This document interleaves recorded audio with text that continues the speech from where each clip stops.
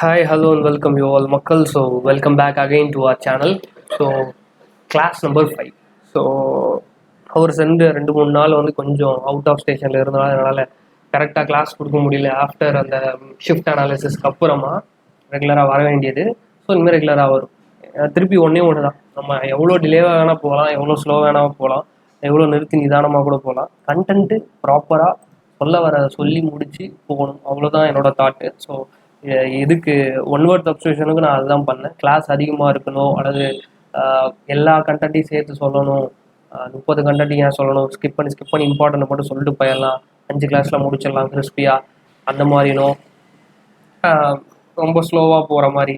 So அந்த மாதிரி நிறைய தாட் இருந்தாலுமே கண்டென்ட்டு கம்ப்ளீட் பண்ண ஒரு சாட்டிஸ்ஃபேக்ஷன் இருக்கணும். அதே நேரத்தில் பண்ணுறதை உருப்படியாக பண்ணணும், இல்லை பண்ணாமல் இருக்கணும், அவ்வளோதான். ஸோ நம்ம பண்ணுறதை எவ்வளோ ஸ்லோவாக வேணால் பண்ணிக்கலாம், பட் ப்ராசஸ் ஆகுதா அப்படின்றது தான் மேட்ரு. ஸோ அதை தான் நான் எனக்கு சொல்லிக்க வரது. நான் எவ்வளோ கண்டென்ட் எடுத்தாலுமே அது கம்ப்ளீட் பண்ணி முடிக்கிறேன்னா இல்லையான்னு தான் அவுட்புட்டை பார்க்கணுமே தவிர அது எவ்வளோ ஸ்லோவாக வேணால் போயிட்டு போகுது. நம்ம டெய்லி ப்ராசஸ் வந்து ஸ்லோவாக ஆமாம் மாதிரி கூட போகலாம், ஒன்றும் பிரச்சனை இல்லை. ஒரே இடத்துல தான் இருக்கக்கூடாது. அது நடக்கிறதா இருந்தாலும் சரி, நான் ஓடுறதா இருந்தாலும் சரி, இல்லை ஆமாம் மாதிரி போனாலும் சரி, ப்ராசஸ்ன்றது நிற்கக்கூடாது. ஸோ அதை மட்டும் மைண்டில் ஏற்றுக்கோங்க. அதை தான் நான் நினச்சிக்குவேன். அதே தான் நான் உங்களுக்கு சொல்கிறேன். எவ்வளோ ஸ்லோவாக வேணால் போகலாம், பட் ஒரு நாளைக்கு என்ன புதுசாக கற்றுக்கிட்டோம் அப்படின்றது மட்டும் இருக்கணும். என்றைக்குமே எதையுமே கற்றுக்காமல் ஒரு நாள் போயிடக்கூடாது. அதை மட்டும் மைண்டில் வச்சுக்கோங்க, சரிங்களா? கண்டென்ட்டுக்குள்ளே போயிடலாம்னு நினைக்கிறேன். ரொம்ப அருமையாக இருந்தால் sorry. Done. First one, at large. அட்லார்ஜ்னா என்ன? ரொம்ப பெருசாக இருக்குது. அட்லார்ஜ் அப்படின்னு சொல்லுவோம். லார்ஜ் அப்படின்னா பெருசாக இருக்குது. ஆனால் இங்கே ஒருத்தன் தப்பிச்சு போயிட்டான்னு வைங்களேன், ஒரு கிரிமினல் இருக்கான், தப்பிச்சு போயிட்டான். இது எப்படி ஞாபகம் வச்சுக்கலாம்? அட்லார்ஜ் அப்படின்னா ஒரு பெரிய மேட்ருன்னு ஞாபகம் வச்சுக்கோங்க, ஒரு பெரிய சம்பவம். இந்த இதில் வந்து நான் மீம்ஸும் ஆட் பண்ணியிருக்கேன். ஸோ உங்களுக்கு கொஞ்சம் கனெக்ட் ஆகும்னு நினைக்கிறேன். ஸோ பெரிய சம்பவம் ஒன்று நடந்திருக்கு. அந்த பெரிய சம்பவம் அப்படின்னா என்ன அப்படின்னா, அந்த ரூட்டு தலை தப்பிச்சிட்டாரு தெரியுமா, அதுதான் இப்போ ஊர் ஃபுல்லாக பேச்சு நடந்துக்கிட்டு இருக்கு அப்படின்னு சொல்லுவாங்க. ஊரில் லோக்கல் தாதா ஏதாவது வந்து தப்பிச்சிருவான், படத்தில் காட்டுற மாதிரி தான். ஸோ அந்த மாதிரி ஒரு கிரிமினல் எஸ்கேப் ஆயிடுறான் அப்படின்னா அவங்க அந்த நேரம் எப்படி இருக்கும்? மெட்ராஸ் படத்தில் அன்பு தப்பிச்சு போவான் இல்லை நைட்டு காரில். ஸோ அது மாதிரி இருக்கிறது அந்த ஏரியாவில் பெரிய சம்பவம். அந்த பெரிய சம்பவத்தை தான் நம்ம அட்லார்ஜ்னு சொல்கிறோம். அட்லார்ஜ்னு சொல்லும் போதே பெரிய சம்பவம் அப்படின்னு மைண்டில் வந்துடணும். பெரிய சம்பவம் என்ன அப்படின்னா, அந்த தலை தப்பிச்சு ஓடிட்டார். Criminal escaped or not yet captured. அவனை பிடிக்கவே முடியல, அதுதான் அவன் தப்பிச்சு ஓடிட்டான். ரெண்டுத்துக்குமே என்ன சொல்லலாம்? அட்லார்ஜ்னு சொல்லலாம், சரிங்களா? நல்லா ஞாபகம் வச்சுங்க. இடியம்ஸ் அண்ட் ஃப்ரேசஸை பொறுத்தளவுக்கு தான் ஓரளவுக்கு நம்மளால் புரிஞ்சு போட முடியும். அப்படி இது நீங்கள் படித்தா மட்டும் தான் போட முடியும். அட்லார்ஜ்ன்றதுக்கு என்ன வேணால் சொல்லலாம். லம்ப் அமௌண்ட் அப்படின்னு நினைக்கலாம், லார்ஜ் சம் ஆஃப் மணி அப்படின்னு ஆப்ஷன் கொடுக்கலாம். பட் இதை படிச்சிருந்தா தான் ஆப்ஷனாக போட முடியும். படிக்காமல் இடியம்ஸ் அண்ட் ஃப்ரேசஸ் குத்து மதிப்பாக போடுறான்னு நினைக்கிறோம், ஃபுல் மார்க் வாங்க முடியாது, சரிங்களா? செகண்ட் ஒன், இது வந்து என்னன்னா, நீ பிரச்சனை பண்ணா நானும் பண்ணுவேன். நான் வந்து விட்டு கொடுத்து போகிற ஆள்லாம் கிடையாது. நீ கரெக்டுன்னு சொல்றியா? இல்லை நான் தான் கரெக்டுன்னு சொல்கிறேன். ஸோ வந்து நீ தப்பு பண்ணியிருக்கன்றதை ஒத்துக்கோ, நான் ஒத்துக்க மாட்டேன், என்னன்னாலும் சரி அப்படின்னு கடைசி வரைக்கும் நான் விட்டே கொடுக்காம இருக்கேன்னு வைங்க ஒரு பாயிண்டில். ஸோ நமக்கு இந்த காமெடி ஞாபகம் வந்துருக்கும். அவன் வந்து அவன் மேலே இடிச்சிருப்பான், யார் மேலே தப்புன்றத மாதிரி. இது வந்து ஒரு பாயிண்டில் வந்து 2 பேருமே வந்து நீ பெரிய ஆளாக இருந்தால் நீ ஆம்பளையாக இருந்தால் நெல்லுன்னு சொல்லுவாங்க, நீ ஆம்பளையாக இருந்தால் நீ நெல்லுன்னு சொன்னோன்னே விடிய நின்றுக்கிட்டே இருப்பாங்க. ஸோ வந்து யாருமே விட்டு கொடுத்து போக மாட்டாங்க. ஒரு ஹார்ஷ் ஆர்குமெண்ட் அல்லது ஒரு டிஸ்அக்ரிமெண்ட், அவங்களுக்குள்ள ஒரு பிரச்சனை இருக்குது, கரெக்டாக? ஸோ அதைத்தான் நம்ம பார்க்குறோம். At loggerheads. இந்த லாகர் ஹெட்ஸ் அப்படின்னா என்னன்னா, லாகர் ஹெட்ஸ்க்கான ப்ராப்பர் மீனிங் டிஸ்அக்ரிமெண்ட்.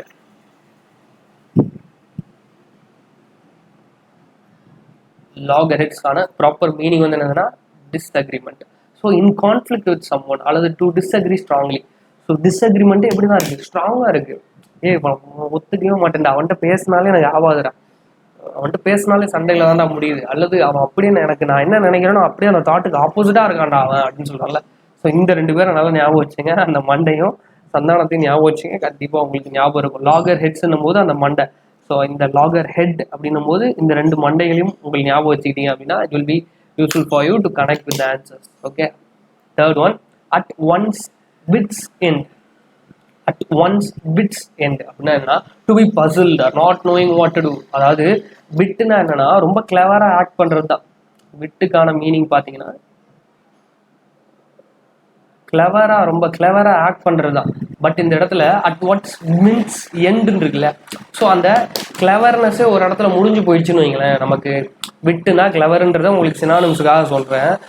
விட்ஸ் எண்ட் அப்படின்னா அந்த இடம் முடிஞ்சு போயிடுச்சு, கிளவர்னஸே இல்லை அப்படின்னா அந்த நேரத்தில் இப்போ இன்டர்நெட் நாளைய படத்தில் வந்து அந்த டைம் மிஷின் அவர்கிட்ட இருக்கிற வரைக்கும் அவன் ரொம்ப கிளவராக இருப்பான். அது இல்லாத பட்சத்தில் வாட்டி இன்டர்வியூ போன மாதிரி இருக்கும்ல. ஸோ அதே சுச்சுவேஷன் தான். அந்த கிளவர்னஸ் நம்மக்கிட்ட இல்லை அப்படின்னா ரொம்ப கன்ஃபியூஷனாக ஒரு சுச்சுவேஷனில் இருக்கும். பயங்கர கன்ஃபியூஷனுக்கான நிறைய வார்த்தைகள் இருக்குது. அதுதான் பெர்ப்ளெக்ஸ்டு, பசில்டு எல்லாத்தையுமே நம்ம சொல்லலாம். குவைட் பெர்ப்ளெக்ஸ்டு அப்படின்னா குவைட் கன்ஃபியூஸ்டு. டு பி பசில்னால என்ன, பசில் எப்படி கலைஞ்சு இருக்கும் அந்த மாதிரி களையப்பட்ட மனநிலையில் இருக்கிறது. Not knowing what to do, என்ன பண்ணுறதுனே தெரிலடா அப்படின்னு இருக்கும்ல. ஸோ அதுதான் not knowing what to do. Be overwhelmed with problems, எனக்கு மண்டைக்கு மேலே ப்ராப்ளம் இருக்குடா அப்படின்னு சொல்கிறோம். ஓவர்வெல்ம்னா நம்ம தலையை மீறி நமக்கு நிறைய ப்ராப்ளம்ஸ் இருக்குது. ஸோ அதுதான் அட் ஒன்ஸ் விட்ஸ் எண்ட். விட்ஸ் எண்டுக்கு வந்தாச்சுன்னு சொல்லுங்கள். விட்னா கிளவருக்கான எண்டு பாயிண்ட் வந்தாச்சு. இதுக்கப்புறம் எல்லாமே கன்ஃபியூஷன் தான், என்ன பண்ண போகிறோன்னே தெரியலன்ற மைண்ட் தாட். ஓகேவா? Next one, at C. எனக்கெல்லாம் உண்மையாகவே தண்ணியில் வந்து எனக்கு பயம் தான். ஸோ தண்ணியில் பயம் அப்படின்னும் போது அட் சி அப்படின்னும் போது என்ன ஞாபகம் வச்சுக்கோங்க அப்படின்னா at a loss, perplexed or confused. இதுக்கு முன்னாடி இடியம்ஸ்க்கு என்ன மீனிங் வச்சிங்களோ அதே தான். கடலில் போயிட்டு இருக்கும்போது நார்மலாகவே கொஞ்சம் நம்ம ஆழத்துக்கு போக படகுலையோ போட்டிங் போனால் கூட கொஞ்சம் ஆழமாக போகும்போது அது கொஞ்சம் அதை ஆடும் போதே நமக்கு ஒரு பயம் வரும். அந்த பயம் தான் வந்து என்ன அப்படின்னா அட் அ லாஸ், பர்ப்ளெக்ஸ்ட் அல்லது கன்ஃபியூஸ்ட்னு சொல்லுவாங்க. அட் அ சி அப்படின்னா என்னன்னா அட் அ லாஸ், பர்ப்ளெக்ஸ்ட் அல்லது கன்ஃபியூஸ்டு. ஸோ அட் சி அப்படின்னா என்னன்னா இந்த கடலில் போகும்போது இருக்கிற மனநிலையை ஞாபகம் வச்சுங்க. கண்டிப்பாக பயம் இருந்ததுன்னா நீயும் என் தோழனை மாதிரி அட் சி அப்படின்னா அட் அ லாஸ் அப்படின்றது ஞாபகம் வந்துடும். Okay, next one, at 6s and 7s. At 6s and 7s எனக்கு இது எப்படி ஞாபகம் வச்சுக்கலாம்னா 6 மணி ஆனாலும் சரி 7 மணி ஆனாலும் சரி எனக்கு என்னன்னே தெரியாது. ஸோ வந்து நம்மளுக்கெல்லாம் பொறுத்தளவுக்கு சண்டே எதுனே தெரியாத ஒரு மனநிலையில் தான் இருக்கும். ஏன்னா நமக்கு பெருசாக ஒர்க்கு கிடையாது, அன்எம்ப்ளாய்டு, வெட்டியாக இருக்கும். வெட்டியாக இருக்கும்போது உங்களுக்கு ஞாயிற்றுக்கிழமைன்றது லீவு நாள் யாருக்குன்னா வேலை பார்க்குறவனுக்கு தான் அது லீவு நாளாக தெரியும். ஒரு ஹாப்பியஸ்ட் டேவாக இருக்கும். நமக்கு 7 நாளுமே சண்டே தான், நமக்கு 7 நாளுமே வெட்டியாக தான் இருக்கும். 7 நாள் நமக்கு ஹாப்பியாக தான் இருக்கும். ஸோ அந்த மாதிரி இருக்கும்போது நம்ம வந்து மணி 6 7 நமக்கு தெரியாது, நாள் எப்படி போகுதுன்னே தெரியாது. ஸோ அந்த மாதிரி டிஸார்டரில் இருக்கக்கூடிய ஒரு கன்ஃபியூஷன், கிட்டத்தட்ட கன்ஃபியூஷன்லேயே ஒரு 3 பார்த்துக்கும். அட் 6 நான் ஏன் 6 7 தெரியலன்னு சொல்கிறேன் அப்படின்னா இந்த 6 7 லிங்க் பண்ணிக்கிறதுக்காக சொல்கிறேன். மணி 6 7 தெரியுதில்ல, நாள் தெரியுதில்ல, எதுவும் தெரியுதில்ல, நான் ஒரு மனநிலையில் இருக்கேன், என்ன ஏதுன்னே தெரியாத ஒரு மனநிலை, புரியாத ஒரு மனநிலை இருக்கேன்ல, அதுக்கு பேர் தான் இன்னும் டிஸார்டர் அல்லது கன்ஃபியூஷனில் இருக்கிற அர்த்தம். சரிங்களா? 6 7 மணிலாம் வேலை பார்க்குறவன்ட்ட கேட்கணும், என்கிட்ட கேட்கக்கூடாது. சரியா? அந்த மாதிரி. Next one, at snail space. ஸ்னெயில்னா என்னது?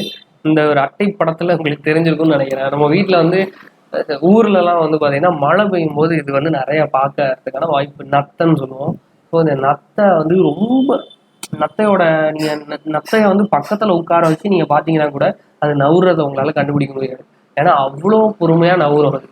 ஸோ அவ்வளோ பொறுமையாக நடக்கக்கூடிய நத்தை ஏன் இங்கே கொண்டு வந்திருக்காங்க? அப்போது அட் ஸ்னெயில் ஸ்பேஸ் அப்படின்னா நத்தையை போல ரொம்ப பொறுமையாக ரொம்ப மெதுவாக செய்யக்கூடிய ஒரு do something very slowly at snail space. எப்படி நம்ம ஆமை கதை சொல்கிறோம் அதே மாதிரி தான் நத்தை. ஆமை நத்தை எல்லாமே ஒரே மாதிரி தான் பேச எடுத்துக்குங்க, ரொம்ப ஸ்லோவாக. ஸோ அந்த மாதிரி நம்ம இருந்தோம்னா அட் ஸ்னெயில் ஸ்பேஸ், அவன் வந்து ஸ்னெயில் மாதிரி போயிட்டு இருக்கான்டா, அவன் லைஃப் எப்படி இருக்குன்னா ஸ்னெயில் மாதிரி இருக்குன்னா ரொம்ப ஸ்லோவாக இருக்கு, அல்லது அந்த வேலையை அவன் முடிக்கிறதுக்கு ரொம்ப ஸ்லோவாக பண்ணுறான். At snail space. ஓகேவா? Next one, at a drop of a hat. இதுக்கு வந்து சந்திரமுகியில் தொப்பின்னு ஒரு காமெடி வரும். ஸோ அதே தான், டக்குன்னு நீங்கள் வண்டியில் போகும்போது தொப்பி கலந்து கீழே விழுந்துச்சுன்னா எவ்வளோ சீக்கிரம் எடுப்பீங்க, அதை மட்டும் ஞாபகம் வச்சுங்க. ஸோ இதை நீங்கள் ஞாபகமே வச்சுக்கோன்னா at a drop of the hat. சரிங்களா? At the drop of the hat அப்படின்னா தொப்பி டக்குன்னு கீழே விழும்போது, வண்டியில் போகிறீங்க பஸ்ஸில் போகிறீங்க அப்படின்னா தொப்பி கரெக்டாக கீழே விழும்போது நீங்கள் மொட்டை போடுறீங்கன்னு அப்போ எவ்வளோ வேகமாக எடுக்கணும், யாருக்கும் மொட்டை தெரிஞ்சிடக்கூடாது. இந்த கிளாஸில் நம்ம கேப் போட்டு போனால் கிளாஸில் யாராவது கேப் எடுக்க வந்தாலே ஒரு பதட்டம் இருக்கும்ல, ஒரு டைட்டாக பிடிச்சிக்கிறவனால. அந்த மாதிரி without any hesitation instantly without having a plan before hand. அதாவது அதெல்லாம் வந்து அறிவுக்கு போய் மண்டை வந்து டிசைட் பண்ணிட்டு சொல்கிறது கிடையாது. அட் அ டைமில் மண்டையில் எவனாவது கேப் மேலே கையை வச்சானாலே நம்ம கை வந்து கேப்பை பிடிச்சிரும், அல்லது வண்டியிலேருந்து கேப் கீழே உழுதுனாலே டக்குன்னு எடுத்துருவோம். அப்போ வந்து நம்ம மூளை போய் என்ன சொல்லுது, மனசு என்ன சொல்லுதுன்னெலாம் கேட்டுருக்க மாட்டோம். வித்தவுட் எனி ஹெசிடேஷன், எந்த வித தயக்கமும் இன்றி. சரிங்களா? தயக்கமும் இன்றி. சரிங்களா? இன்ஸ்டன்ட்லி, உடனே, வித்தவுட் ஹேவிங் பிளான் பிஃபோர், எந்த பிளானும் கிடையாது, அப்போல்லாம் டக்குன்னு முடிவெடுத்து பண்ணக்கூடிய ஒரு செயல் தான் at the drop of the hat. சரிங்களா? Next one, at the 11th hour. So at the 11th ஹவர்ன்றது என்ன, 11 அட் தி 11th ஹவர் அப்படின்னா முடிய போத தருவாய். ஒரு நாளைக்கு 12 மணி நேரம்னு வச்சுக்கோங்க, அதுக்கு முன்னாடி 11 இருக்கு சரிங்களா. அந்த 11வது ஹவரில் தான் வந்து நான் எல்லா வேலையும் பார்க்குறேன். எனக்கு 12 மணிக்கு ஸ்கூல்னு எக்ஸாம்பிளுக்கு எடுத்துக்கிறேன். 11 மணிக்கு தான் நான் ஹோம்ஒர்க் டைரி எடுத்து பார்க்குறேன். 4-5 வேலை எடுத்து எழுதி கொடுத்துருக்காங்க. பேரண்ட்ஸ்கிட்ட சைனும் வாங்கலை, அசைன்மெண்ட் எழுதலை, சார்ட்டு போடல, முன்னாடி டயராம் போடல, ரெக்கார்ட் நோட் எழுதலை. ஸோ இந்த மாதிரி பல வேலைகள் வந்து அப்போ தான் கண்ணுக்கு தெரியும். ஸோ அட் தி 11th ஹவர்னா at the very last moment. நான் சொல்கிறது 12 o'clock ஞாபகம் வச்சுங்க. அப்போனா 11 o'clock தான் நீங்கள் எல்லாத்தையும் நோட் பண்ணுறீங்க அப்படின்னா, அதுக்கப்புறம் பரபரன்னு ஒரு வேலையை சொல்லுவாங்க. எல்லாத்தையும் கடைசி நேரில் தான் நான் வந்து கொடுப்பேன் அப்படின்னு சொல்லுவாங்க வீட்டில். So at the very last moment, அட்டை போடுறது கூட கடைசி நேரத்தில் தான் நடக்கும் நோட்டுக்கு. So at the 11th hour அப்படின்னா at the very last moment அப்படின்னு அர்த்தம். Next one. ஸோ இது வந்து மைனான்ற படம். ஸோ இந்த படத்தை நீங்கள் வந்து படம் பார்த்தீங்கன்னா ரொம்ப ஈஸியாக ரிலேட் பண்ணிக்கலாம். அப்படி இல்லைனாலும் நான் சொல்கிறத வச்சு புரிஞ்சுக்க ட்ரை பண்ணுங்கள். ஸோ வந்து பஸ்ஸில் ஒவ்வொரு டிஸ்ட்ராக்ஷன் இருக்கும். அதுலேயும் முக்கியமாக கடைசியில் உட்காந்துருக்கவங்க தான் வந்து கூச்சல் குழப்பம்லாம் நிறையா உண்டாக்குவாங்க. கரெக்டுங்களா? தேவையில்லாத பேசுறது எல்லாமே சரிங்களா. ஸோ அந்த பேக் சீட் டிரைவர் இருக்கான்ல, பேக் சீட் டிரைவர்ன்றது என் டிரைவரை விட்டுருங்க, பேக் சீட்டில் இருக்கக்கூடியவன் தேவையில்லாத சில பேர் பேசுவாங்க. அது யார் முக்கியமாக நீங்கள் ரிலேட் பண்ணிக்கிறது, இந்த நம்மால் ஞாபகம் வச்சுக்கலாம். ஸோ நம்மளால் என்ன பண்ணுவார்னா, இவங்க எல்லாத்துக்கும் ஒரு பிரச்சனை இருக்கும். ஒருத்தன் அரெஸ்ட் ஆகி வந்துட்டு இருப்பான், ஒரு போலீஸ் இருப்பார், எவ்வளோ ஒருத்தர் உட்காந்துருப்பாரு. இவர் வந்து என்ன பண்ணுவார்னா, எல்லாரையும் எழுப்பி கும்பிடு குருசாமிக்கு தீபாவளியோ பொங்கல் வாழ்த்துக்கள் எதுவும் சொல்லிட்டு இருப்பாப்புல. ஸோ எல்லாரையும் எழுப்பி இதை சொல்லுவாப்புல. அவருக்கு ஏதாவது அறிவு இருக்குமா, ஏன் இன்னொருத்தரை தூக்கத்தில் எழுப்புறோமே, அல்லது ஒருத்தருக்கு அரெஸ்ட் ஆகி வந்துட்டு இருக்காரு அவர்கிட்ட போய் இதெல்லாம் சொல்லுமா, அந்த மாதிரி எந்த அறிவுமே என்ன கிடையாது, அந்த நாலேஜ் கிடையாது. அடுத்தவங்களோட வாழ்க்கையில அடுத்தவங்களோட நேரத்தை வீணடிக்கிறது, இன்டர்ஃபியரிங் இன் அஃபேர்ஸ் வித்தவுட் ஹேவிங் நாலேஜ். அடுத்தவனோட வேலையில உனக்கு என்னடா தலையிடுற அப்படின்னு சொல்லுவாங்கல்ல, என் வேலையில நீ ஏன் தலையிடுறன்னு சொல்லுவாங்க. இந்த மாதிரி நம்மளால என்ன பண்ணுவாப்புலன்னா, எல்லார்ட்டையும் போய் எழுப்பி சொல்லிட்டு இருப்பாப்ப, அப்புறம் அரை வாங்கிட்டு உட்காருவாப்புல. ஸோ அதுதான் பேக் சீட் டிரைவர். பின்னாடியிலிருந்து ஒருத்தன் வந்து எல்லாரையும் வந்து நீ என்ன பண்ணுறன்னு கேட்குறான்ல, கும்பிடு குருசாமி ஞாபகம் வச்சுங்க, உங்களுக்கு 3 மார்க் கன்ஃபார்ம். ஓகேவா? Next one, back to square one. Back to the square one அப்படின்னா என்னன்னா, திருப்பி அதே இடத்துக்கு வந்தாச்சு அப்படின்னு. திருப்பி அதே இடத்துக்கு வந்தாச்சு, திரும்பி வந்துட்டேன்னு கூட ஞாபகம் வச்சுங்க சரிங்களா. திரும்பி வந்துட்டேன். So back to the square one அப்படின்னா திருப்பி வந்த இடத்துக்கே, எந்த இடத்துலேருந்து ஆரம்பிச்சனோ அந்த இடத்துக்கே வந்துட்டேன் அப்படின்னு. ஸோ இது வந்து நம்ம அத்லெட்டாக ஓடுறதா இருக்கலாம், அல்லது நம்ம படிச்சுக்கிட்டு இருக்கோம், திருப்பி எல்லாத்தையும் படித்து முடிச்சு ரிவைசிங்க்கு திருப்பி எந்த டாபிக் ஆரம்பிச்சோமோ அதுலேயே வந்து நிற்கலாம். So to return to the starting point, back to the square one அப்படின்னா to return to the starting point. Next one, back to the drawing board. Back to the drawing board. So திருப்பி வரைய ஆரம்பிக்கிறோன்னா என்ன அர்த்தம்? First content எல்லாம் ஞாபகம் வச்சுக்காதீங்க, நான் சொல்கிறத மட்டும் கேளுங்க, உங்களுக்கு கொஞ்சம் புரியும். திருப்பி நான் வந்து டிராயிங் போர்டு கிட்டே போய் என்னத்தையும் வரைகிறேன் அப்படின்னா என்ன பண்ணால் வரைவேன்? நான் ஃபஸ்ட்டு நான் வரைஞ்சிருவேன், அதுக்கடுத்து எழுதுவேன், இதெல்லாம் எழுதி முடிச்சிடுவேன். அதுக்கப்புறம் இருக்கிற ஸ்டூடெண்ட்ஸ் எல்லாமே அதை வந்து பார்த்து எழுதிடுவாங்க. அதுக்கடுத்து நான் ஃபுல்லாக அழைச்சிட்டு திருப்பி ஃப்ரெஷ்ஷாக ஸ்டார்ட் பண்ணி அடுத்த டாபிக் எழுதுவேன். டீச்சரோட வேலை அதானே, அதே தான் இங்கே ஞாபகம் வச்சுக்க போகிறீங்க சரிங்களா. ஏதோ ஒன்று முடிஞ்சிருச்சு, திருப்பி ஃபஸ்ட்லேருந்து ஸ்டார்ட் பண்ணுறோம். ஏதோ ஒன்று முடிஞ்சிருச்சு, திருப்பி ஃபஸ்ட்லேருந்து ஸ்டார்ட் பண்ணுறோம். அதில் ஒரே திருத்தம், அது அன்சக்ஸஸ்ஃபுல்லாக இருந்துச்சு அப்படின்னா.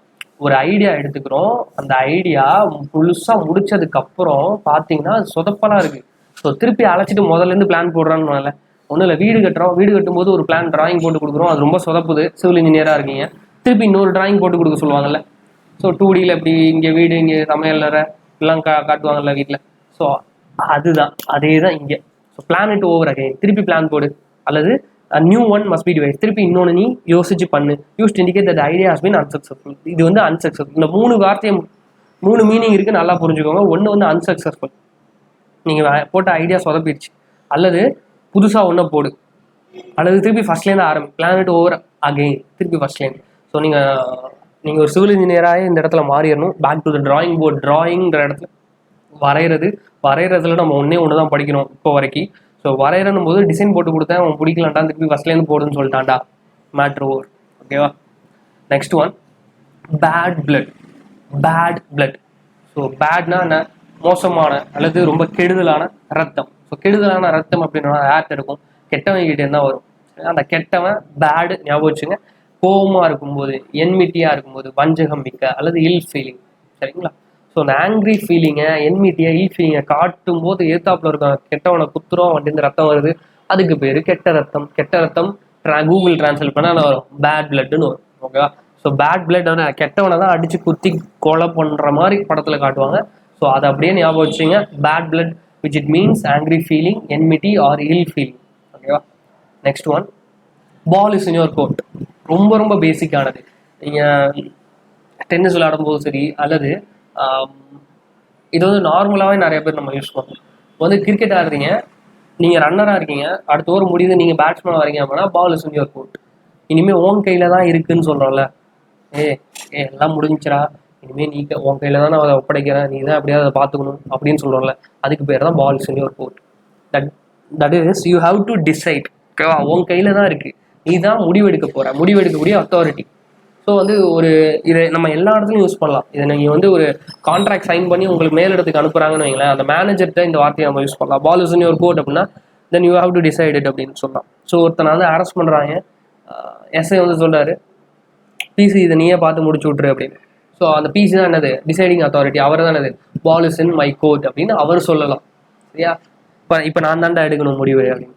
அதே தான், to be responsible for further action. இனிமேல் நடக்கக்கூடியதுக்கு இவர் தான் பொறுப்பு. பால் இஸ் இன் யுவர் கோர்ட் அப்படின்னு. ஸோ நீங்கள் எல்லாத்துக்குமே யூஸ் பண்ணலாம். உங்கள் ஃப்ரெண்டுக்கிட்ட எல்லாத்தையுமே நம்ம யூஸ் பண்ணலாம். வெளியே சாப்பிட போகிறோம், அப்போ கூட உங்கள்கிட்ட காசு இல்லைனா உங்கள் ஃப்ரெண்டை பார்த்து இந்த டைலாகை நீங்கள் சொல்லலாம். சரிங்களா?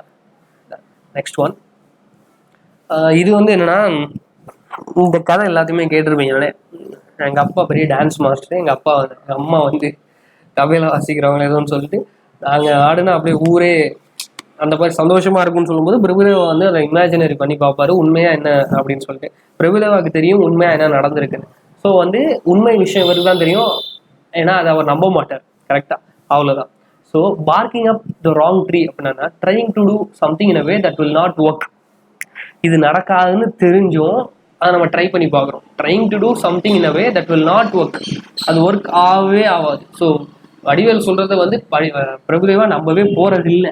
But trying to do something, அது பொது வெளியில் அவர் சொல்லும்போது மற்றவங்க நம்புறாங்க இல்லையோ பிரபுதேவாவுக்கு தெரியும். சரிங்களா? So barking up the wrong ட்ரீன்றது தப்பான மரத்தை பார்த்து குலைக்கிறதுக்கு சமம். ஸோ நீங்கள் அதை கூட ஞாபகம் வச்சுங்க. பார்க்கிங்னா நாய் பார்க் பண்ணுது அப்படின்னா, பார்க்கிங் அப் த ராங் ட்ரீனா அந்த மரத்தில் போய் நிற்க சொன்னால் நீ ஏன்னா பக்கத்தில் போய் நின்றுருக்கேன்னு கேட்குறோம்ல, same. Barking up the wrong tree வேற ஏதோ ஒரு இடத்துக்காக வேற ஒரு இடத்துல நின்னா அது கிடைக்கவே கிடைக்காது. Trying to do something in a way that will not work. கிடைக்காதுன்னு தெரிஞ்சு ஒரு விஷயத்த ட்ரை பண்ணுறோம். அந்த லாஸ்ட் ஒன், நீங்கள் போயிட்டீங்கன்னு நினச்சிங்கன்னு சொல்லுவார்ல. ஸோ அதே தான், போயிட்டாருன்னு தெரிஞ்சோடனே அவர் ரொம்ப சந்தோஷப்படுறாரு. ரொம்ப சிம்பிள். ஸோ இதை மீமாக நீங்கள் யோசிக்க வரும். இதை கலெக்ட் பண்ணுறதுக்கே எனக்கு கொஞ்சம் டைம் ஆகும். ஸோ வந்து நீங்கள் டக்குன்னு யோசிச்சிங்க அப்படின்னா அவர் வீட்டை விட்டு போனால் அவர் ரொம்ப சந்தோஷப்படுறாரு. ஸோ அதை அப்படியே ஞாபகம் வச்சுங்க. Be glad to back off, be happy when a person leaves. அவன் போயிட்டா நான் நிம்மதியா சாமி இன்னைக்கு எனக்கு அப்படின்னு சொல்கிறோம்ல. வீட்டில் ஹோம்ஒர்க் கொடுத்துருக்கும் போது டக்குன்னு அன்னைக்குன்னு பார்த்து ஏதோ ஒரு கிரிக்கெட் மேட்ச், கோலி, தோனி, சச்சின் விளையாடும் போது அந்த மேட்ச் நடக்குதுன்னா அப்பன்னு பார்த்து அப்பா அம்மா 1/2 மணி நேரம் வெளியே போகும்போது நமக்கு ஒரு ஹாப்பினஸ் வரும். அந்த ஹோம்ஒர்க்கை மூடி வச்சுட்டு திருட்டுத்தனமாக டிவி பார்க்கும்போது பாடா போயிட்டாடா வீட்டிலேருந்து அப்படின்னு. Same feeling. Be glad to back of அப்படின்னா be happy when a person leaves. அவன் போயிட்டானேன்னு எனக்கு ரொம்ப சந்தோஷமா இருக்குது. சரிங்களா? அதுக்கு பேர் தான் be glad to back off. Be glad பண்ணா ஹாப்பி, டு பேக் ஆஃப் அப்படின்னா அவன் கிளம்பிட்டான். சரிங்களா? ஸோ ஞாபகம் வச்சுங்க.